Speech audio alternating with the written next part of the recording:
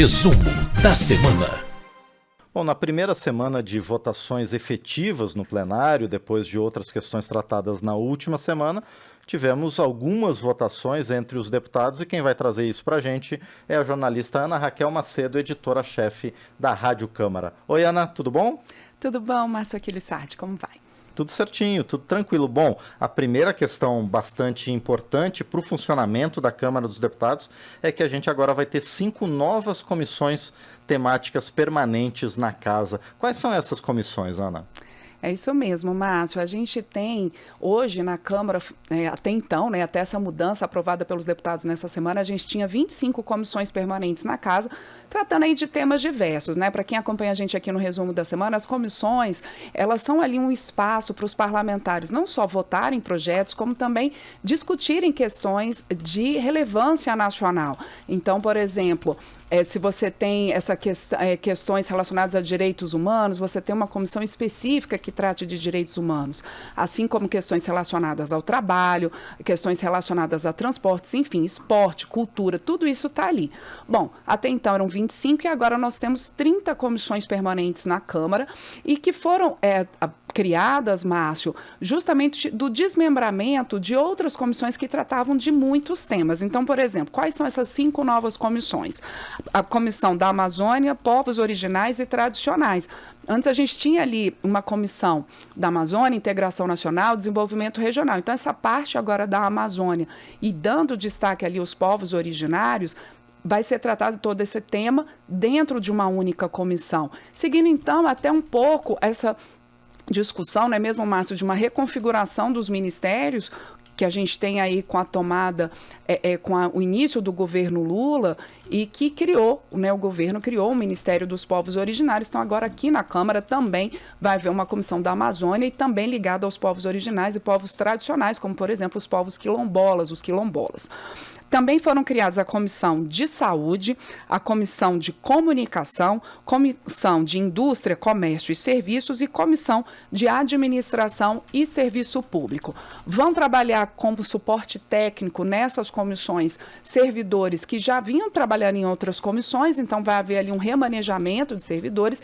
E essa discussão também é importante, Márcio, porque a gente está num momento aqui que, com o início dessa nova legislatura, a gente tem já o funcionamento do plenário, os deputados discutindo questões no plenário, votando questões no plenário, mas ainda é preciso haver uma negociação entre os partidos sobre que espaço cada um deles vai ter nessas comissões, porque a distribuição das presidências de cada uma dessas comissões temáticas, de cada uma dessas 30 comissões permanentes, essa presidência ela é ocupada conforme a proporcionalidade partidária, quer dizer, o tamanho das bancadas aqui na Câmara, as bancadas eleitas. Então, a gente já teve uma distribuição ali proporcional na ocupação da mesa diretora. A gente já tratou aqui no resumo da votação da mesa diretora da casa, incluindo aí o presidente Arthur Lira, os demais primeiro, segundo vice, secretários da mesa diretora, e agora a gente tem essa discussão sobre as comissões, e aí há uma expectativa de que após o Carnaval os partidos consigam chegar a um acordo para ocupar então as presidências das comissões permanentes. Também nessa discussão, nesse projeto que mudou aí a configuração das comissões, a gente teve uma mudança no nome da Comissão de Direitos Humanos, que passa a se chamar Comissão de Direitos Humanos, Minorias e Igualdade Racial. Márcio. Bom, muito bem. E essas comissões, então, estão sendo discutidas, estão sendo negociadas entre os partidos, como você falou. A gente deve, depois do Carnaval, no mês de março, já ter uma definição, Mas, ainda assim, o plenário da Câmara já está trabalhando, e foram aprovados os acordos internacionais durante essa semana. Quais foram esses tratados, Ana?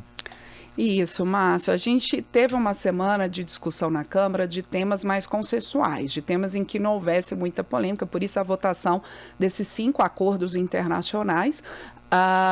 Então, o que são esses 5 acordos? Bom, teve um entre o Brasil e a África do Sul para estimular a produção audiovisual, um acordo que trata aí de matéria penal envolvendo brasileiros, chilenos e bolivianos, entre outras questões, ampliando o número de pessoas que podem cumprir pena nos seus países de origem, quando há ali o cometimento de crimes em um desses países, que eles possam cumprir pena nos seus países de origem.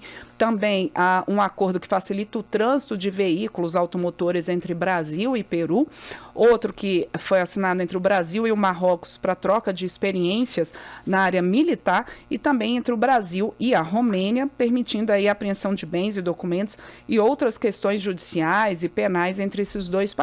Esses acordos, eles são votados primeiro pelos deputados, depois eles também têm que passar pela avaliação dos senadores. Como eu disse, foi uma semana, Márcio, de votações de temas consensuais e também de muito debate em plenário, muitos parlamentares falando ali na tribuna pela primeira vez, parlamentares novatos, usando ali o direito de fala para expor os seus projetos, para expor os seus principais objetivos nesse início de mandato.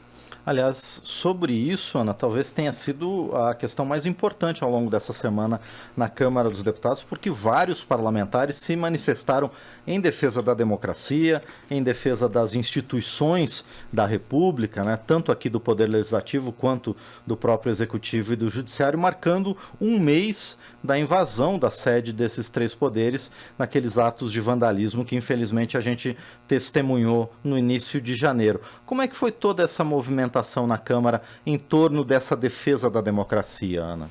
Esse é um tema importante, Márcio. A gente teve, como você mesmo ressaltou, essa discussão muito forte em plenário sobre um mês dos atos golpistas do 8 de janeiro. A gente teve também uma mobilização importante de servidores da Câmara, do Senado, também do TCU, por meio do sindicato, né, que é o Sindileges, que é dos servidores desses poderes, com um ato no Salão Negro da Casa, e também com a participação de parlamentares e participação de funcionários de outros órgãos públicos, marcando a importância da defesa da democracia, marcando uma posição muito forte de que atos como os do 8 de janeiro nunca mais voltem a acontecer.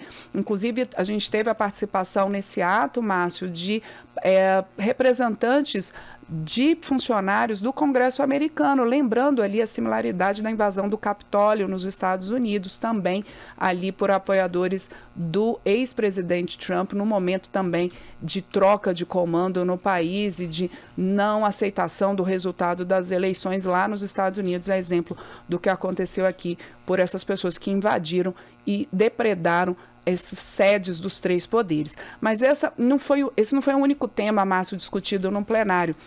A gente teve, por um lado, uma defesa forte da democracia em plenário nos discursos, mas a gente teve também discussões importantes, e como eu disse, esse é o espaço da casa, os parlamentares têm o uso da palavra em plenário para tratar de temas diversos, e aí parlamentares de oposição também fazendo críticas ao governo Lula, fazendo críticas principalmente a uma discussão que tomou corpo nessa semana, com a manutenção da taxa de juros pelo Banco Central em 13,75%, muitas críticas por conta das manifestações do presidente Lula contra ali o presidente do Banco Central, Roberto Campos Neto, falando então, criticando a decisão do Banco Central em relação à manutenção da taxa de juros em mais de 13% e questionando essa questão da autonomia do Banco Central, autonomia essa que foi votada pelos parlamentares na legislatura passada, né, a autonomia do presidente do Banco Central, que tem então uma independência para definir a política monetária do país. Essa discussão se o Banco Central deve ou não continuar autônomo foi uma discussão que movimentou muito a casa nessa semana. O próprio presidente da Câmara, Arthur Lira, chegou a comentar, não em plenário, mas num evento público, que defendendo a autonomia do Banco Central, reforçando que essa foi uma decisão dos parlamentares, que foi uma lei votada pela Câmara, uma questão votada pela Câmara e pelo Senado, e que ele não via ali espaço para que se retomasse uma discussão sobre a perda de autonomia do Banco Central. Lembrando que essa perda de autonomia, dessa questão da autonomia, quer dizer, do Banco Central, o presidente do Banco Central, Roberto Campos Neto, por essa nova legislação, por essa legislação, ele tem um mandato que não coincide com o do presidente da República, justamente numa ideia de autonomia.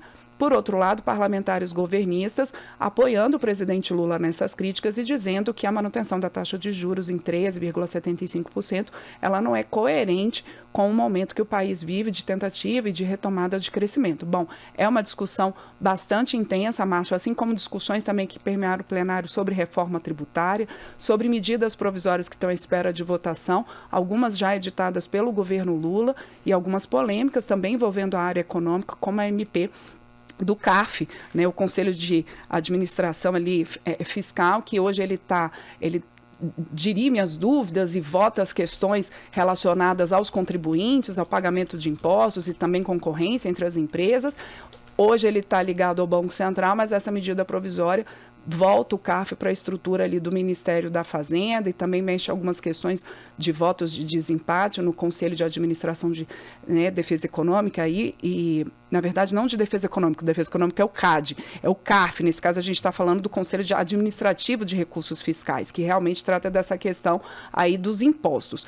Bom, essa MP do CARF, não do CAD, né, deixando aqui bastante claro, né, Márcio, também tem motivado muito debate na Câmara. Então, vamos ver como é que vai ficar essa discussão nas próximas semanas. Lembrando que há 24 medidas provisórias à espera de votação na Câmara, 7 delas editadas já durante o governo Lula e outras que foram editadas ainda durante o governo Bolsonaro.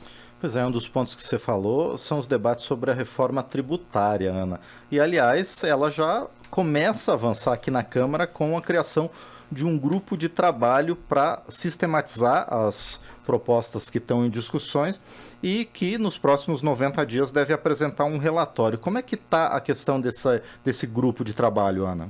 Essa foi uma decisão, Márcio, relacionada, assim, foi o presidente Lira, Arthur Lira, ele criou esse grupo de trabalho e criou no sentido de que, falando o seguinte, olha, os parlamentares, já desde a legislatura passada, os deputados já vêm discutindo algumas propostas de reforma tributária, essas propostas já estão aqui, então, no Congresso, e ele, então, entende que agora, por esse grupo de trabalho, não haveria necessidade de as propostas novamente passarem por comissão especial, que essa discussão da reforma tributária ela pode sim já ir diretamente ao plenário, mas passando antes então por uma discussão para afinar esse texto entre os parlamentares nesse grupo de trabalho.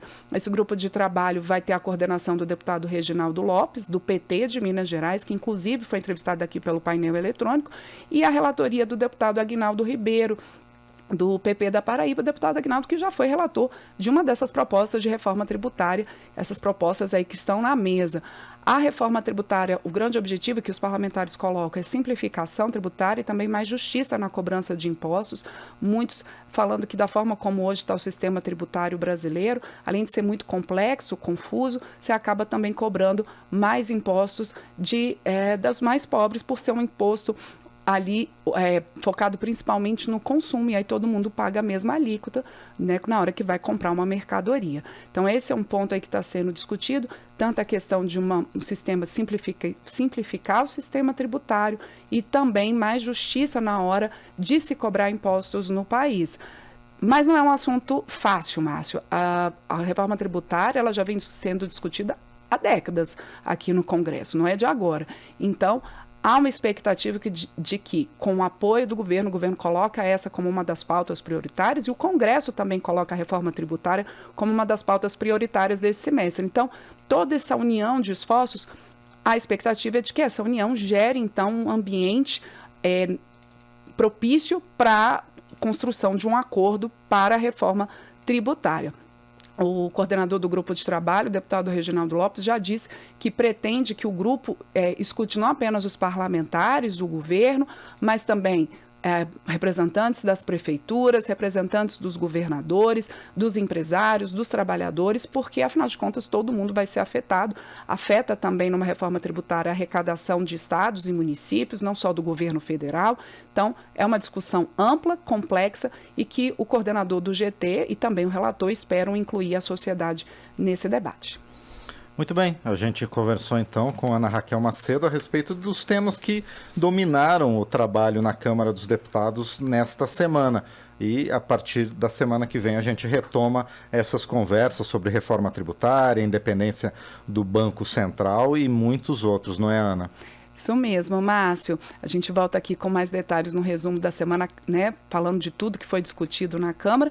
Agradecendo aí quem acompanha a gente aqui no resumo, tanto pela Rádio Câmara ao vivo, pelas nossas rádios parceiras e a Rede Legislativa de Rádio, também pelo YouTube e também podcast. Lembrando das nossas parceiras que retransmitem o resumo da semana, como a Rádio 97.5 FM Badu, de Maracanaú, no Ceará.